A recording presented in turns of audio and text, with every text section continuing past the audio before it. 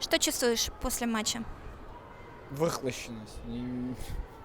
Настроения нет, задача не выполнена, удовлетворения нет. С таким настроением едем домой. Как настраивались на матч? Настраивались победить и выйти в высшую лигу. А, Был какой-то осадок от прошлого результата, от того, что нужен камбэк? Блин, и могу сказать за себя, у меня и не было осадка, у меня только как-то даже уверенность появилась больше, что мы можем обыграть эту команду и пройти дальше. Осадка, пропустили обидные голы, да, но осадка не было. Я видел в ребятах, видел в них уверенность, что мы можем это сделать. То есть были готовы к камбэку?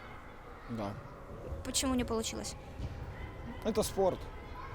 Бывает, когда у тебя хороший день, и у тебя все залетает, все получается. Бывает, ты вроде отдаешься, а мяч не летит. Все против тебя. Вот сегодня не наш день. Не скажу, что мы играли хуже. Что хочешь сказать болельщикам? Спасибо за сезон и извиниться за то, что не смогли оправдать их надежд. Спасибо. Спасибо.